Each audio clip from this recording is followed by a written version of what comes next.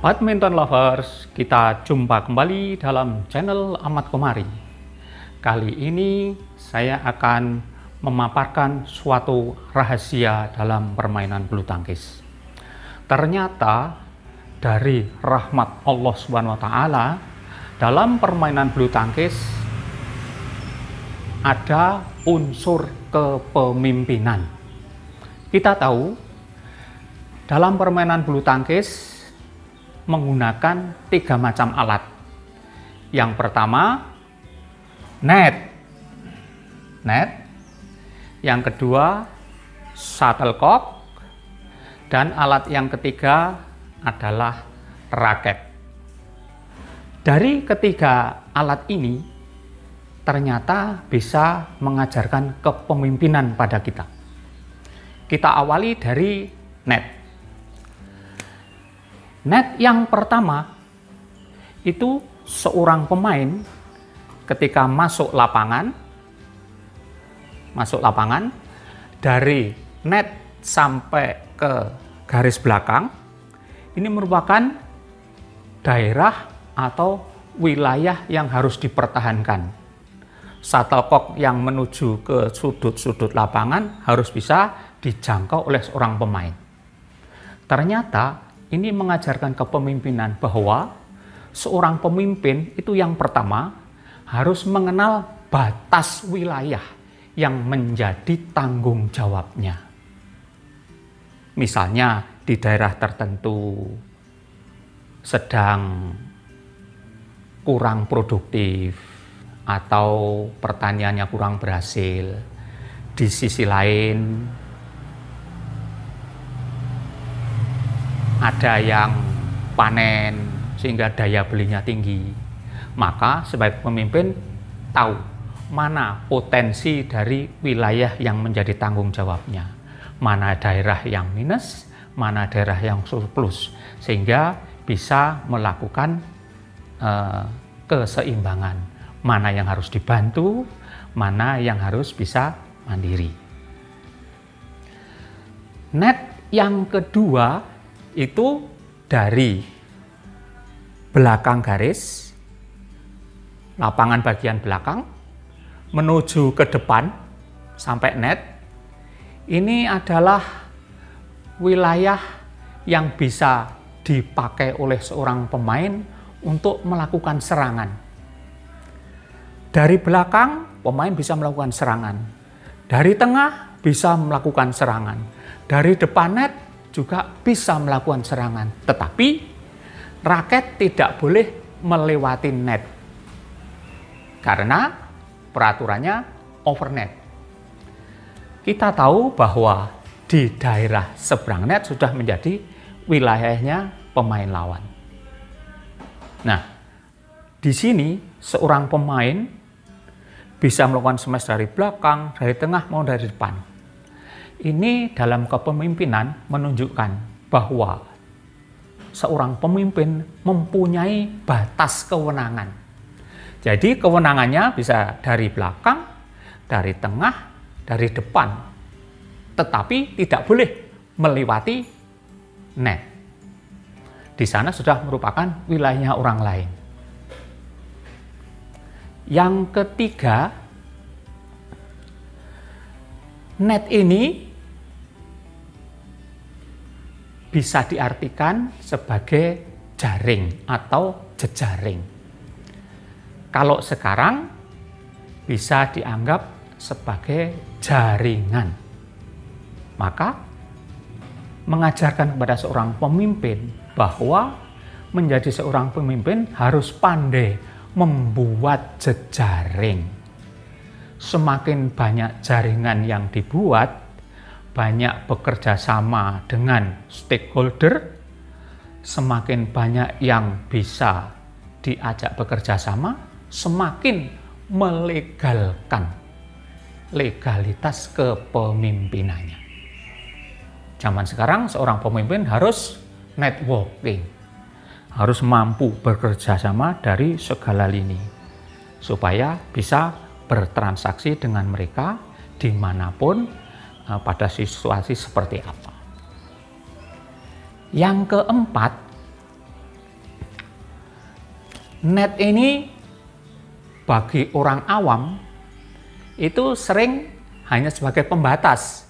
Oh, lapangan sebelah kanan dan lapangan sebelah kiri sebagai pembatas. Tetapi secara taktik, net ini adalah alat untuk melindungi diri dari serangan lawan. Ketika berhadapan dengan pemain yang mempunyai smash keras, badannya tinggi, maka dalam dirinya segera tertanam, saya tidak boleh melambungkan bola. Ketika bola melambung, tentu smash keras dari lawan yang akan datang. Oleh karena itu, ketika tahu lawannya tipe menyerang, dalam dirinya segera buat aturan. Harus disiplin pada aturan yang kita buat. Ketika lawan seperti ini, saya tidak boleh mengangkat bola supaya tidak diserang oleh lawan. Nah, dalam kepemimpinan, seorang pemain harus mempunyai ketaatan pada aturan yang dibuat. Bisa pada norma, aturan, undang-undang, atau konstitusi. Ketika seseorang melanggar aturan, tentu akan banyak serangan yang datang. Demikian pula ketika aturan mengangkat bola dilanggar, tentu lawan akan melakukan smash. Nah, di sini bahwa net itu untuk melindungi diri dari serangan lawan. Oleh karena itu, permainan yang kita lakukan, bola segera turun. Di seberang net segera turun. Netting, silang, drive. Sehingga lawan yang servisnya keras tidak bisa menyerang diri kita. Yang kelima, net itu ada pita putih. Di bagian atas net ada pita putih setebal 4 cm. Bagi orang awam itu hanya sebagai tanda, ketinggian net 155 cm itu pada pita putih itu.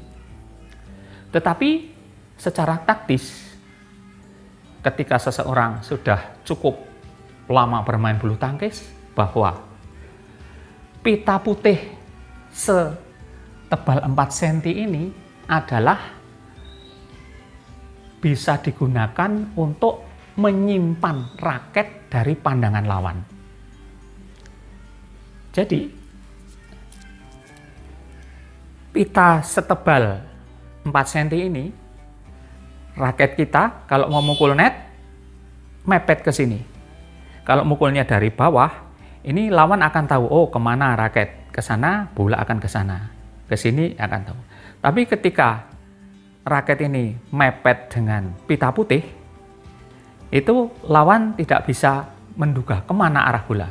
Bisa ditahan net lurus, bisa digesrek netnya silang, bisa disodok begitu, raketnya lurus ke belakang. Nah, jadi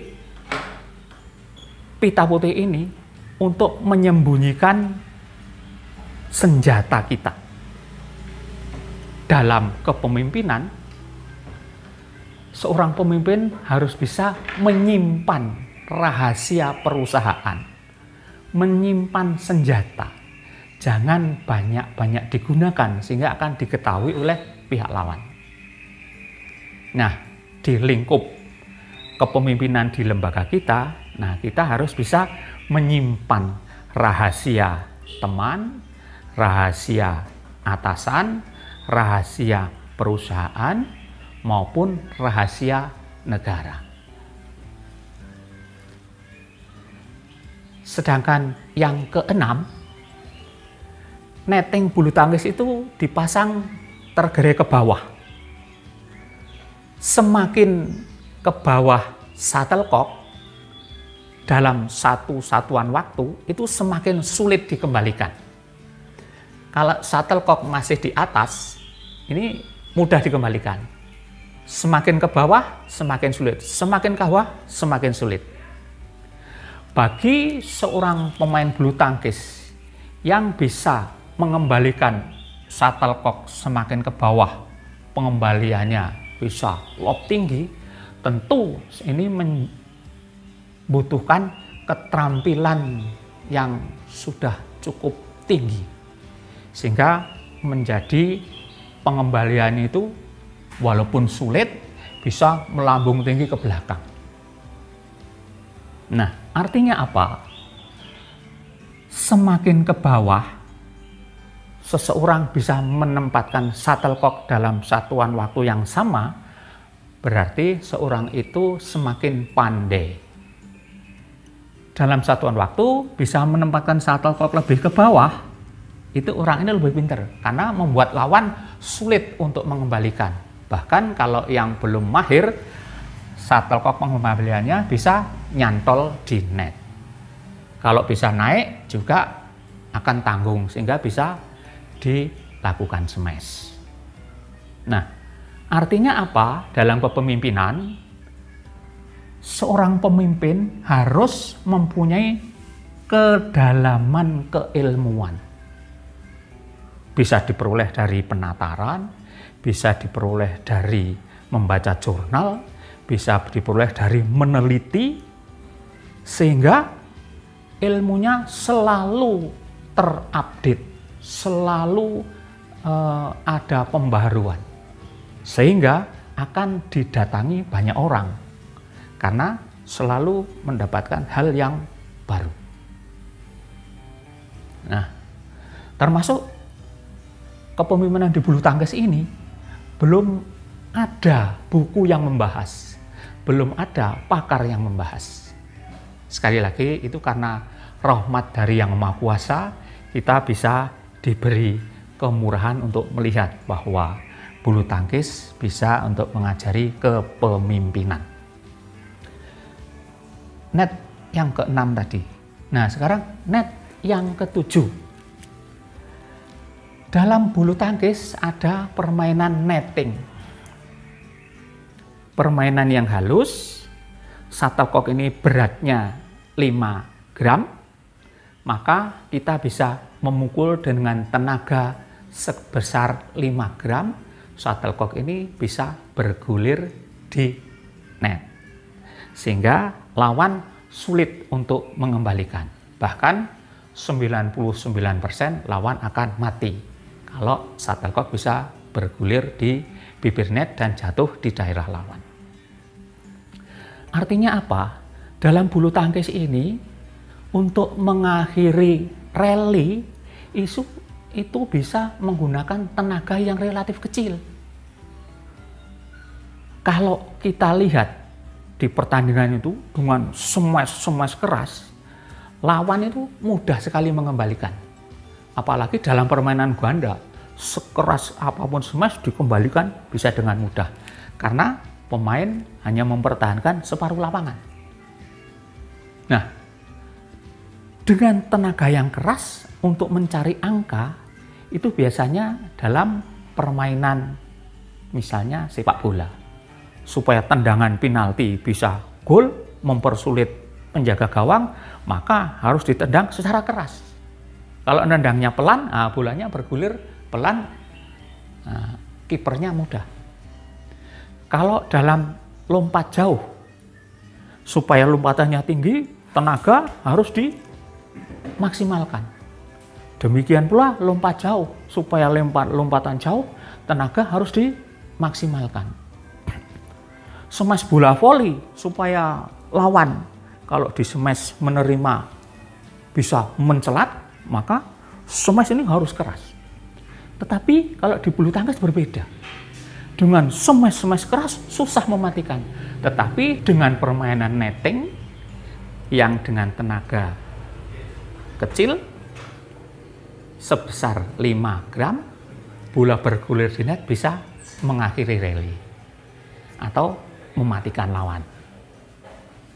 Nah, artinya apa? Untuk mengakhiri suatu rally, kalau di bulu tangkis bisa gunakan tenaga yang kecil, bisa mematikan lawan. Dan hanya di bulu tangkis mematikan lawan dengan tenaga yang hanya 5 gram. Kalau di cabang lain nggak ada yang semacam itu. Oleh karena itu, dalam bulu tangkis, seseorang pemimpin ketika memimpin rapat untuk mengakhiri suatu perdebatan dari audiens, itu dilakukan dengan cara yang halus, seperti permainan netting tadi. Kita sebagai pemimpin bisa mengambil kesimpulan atau mengambil keputusan dengan cara yang halus, bukan dengan urat leher, dengan kekerasan. Dengan cara audiens disentuh hatinya, jangan disinggung perasaannya. Nah, dengan cara yang halus seperti permainan netting itu, keputusan akan mudah diambil. Nah, itu inti dari net tadi ada 7. Nah, berikutnya alat selain net yaitu shuttlecock. Shuttlecock ini alat dipukul bolak-balik. Shuttlecock ini menurut semakin pandai seorang yang memukul, shuttlecock ini semakin terarah. Kalau yang memukul orangnya sudah pandai, shuttlecock disuruh drop shot, ya datangnya deket net. Shuttlecock disuruh lob, ya datangnya di garis belakang. Shuttlecock di smash ke tepi, ya jatuhnya ke tepi. Tergantung keterampilan yang melakukan. Nah, semakin tinggi kualifikasi seorang pemain, semakin akurat shuttlecock ini diarahkan. Nah, dalam kepemimpinan, shuttlecock ini melambangkan kepatuhan. Jadi yang memukul orangnya pinter, patuh, disuruh drop shot mau, disuruh lob juga mau. Nah, shuttlecock ini melambangkan kepatuhan dalam kepemimpinan. Sehingga anak buah yang baik itu anak buah yang patuh pada pemimpinnya. Demikian pula seorang pemimpin juga harus patuh pada atasannya, patuh pada nabi kita, patuh pada aturan yang maha kuasa. Jadi melambangkan kepatuhan. Hanya satu macam dari shuttlecock itu. Berikutnya raket. Raket ini adalah alat untuk menyetir shuttlecock, alat untuk mengarahkan shuttlecock. Semakin pandai seorang pemain mengarahkan shuttlecock, itu semakin akurat. Dan seorang pemain yang sudah advance itu memukul tidak hanya gerakan otot saja, tetapi hati ikut merasakan. Sehingga hati ini bisa sambil mengendalikan. Ini shuttlecock akan saya pukul ke arah drop shot kiri. Nanti shuttlecock menuju ke sana. Shuttlecock ini akan saya pukul lob ke belakang, juga akan menuju ke sana. Nah, kalau hanya dengan tangan, ini banyak meleset. Tetapi kalau dengan hati, shuttlecock itu seolah-olah ada rohnya. Bisa kita disetir. Ketika lawan di sana, saya harus begini. Ketika lawan di sana, saya arahkan ke sana. Nah, itu hati yang mengatur. Nah, di dalam kepemimpinan, raketnya seorang pemimpin itu adalah hati. Hati ini yang akan mengarahkan anak buahnya. Kalau mengarahkan anak buah dengan mulut, itu bisa saja salah karena mulut ini suka berbohong. Apalagi di era seperti sekarang, kadang-kadang berbohong untuk kepentingan dirinya. Kalau mengarahkan anak buah dengan otak, ini juga bisa salah, bahkan otak ini bisa lebih jahat. Anak buah dikirim ke sana supaya tempatnya bisa digantikan. Tetapi kalau mengarahkan anak buahnya dengan hati, hati ini tidak pernah salah. Jadi misalnya akan menugaskan seseorang ke Surabaya. Nah, tentu dipilih orang yang mempunyai kualifikasi skill yang sama, dipilih mereka yang domisilinya di Klaten, sehingga kalau ditugaskan ke Solo, ke Jawa Timur lebih mudah. Lain kalau yang ditugaskan orang yang rumahnya sebelah barat, Wates atau Purworejo, jaraknya ini menjadi jauh. Nah, itu yang dikatakan keputusannya tidak akurat. Oleh karena itu, raketnya seorang pemimpin adalah hati. Anak buah itu berharap pada pemimpin itu bukan pemimpin yang pintar, bukan pemimpin yang kaya, tetapi pemimpin yang baik hatinya. Jadi kalau saya gambarkan, itu di sini bulatan kecil, di sini bulatan besar, kita tarik garis seperti gendang. Yang daerah kecil ini shuttlecock atau melambangkan anak buah yang mempunyai kepatuhan. Bulatan yang besar adalah pemimpin yang hatinya baik. Nah, di tengah-tengah ini net tadi yang jumlahnya ada 7, perilaku kepemimpinannya. Jadi seperti gendang yang bisa mengatur antara ujung dan pangkal menjadi irama yang bagus, menjadi suatu komandan orkestra yang bisa didengarkan, memberi kenyamanan pada para pendengar. Nah, inilah adik-adik dan para pemirsa, kepemimpinan yang ada di dalam permainan bulu tangkis. Ketika saya tanyakan, seorang pemimpin itu mengenal batas wilayah yang harus menjadi tanggung jawabnya, tentu mereka akan setuju. Demikian pula ketika ditanyakan, seorang pemimpin mempunyai batas kewenangan, mereka pasti setuju. Pemimpin yang harus membangun jaringan, mereka setuju. Seorang pemimpin yang bisa mempunyai kepatuhan pada aturan, norma, dan undang-undang, pasti setuju. Demikian pula ketika ditanyakan, seorang pemimpin harus mempunyai kedalaman keilmuan, juga mereka agree, setuju. Demikian pula ketika seorang pemimpin dalam mengambil keputusan dengan cara yang halus, mereka juga setuju.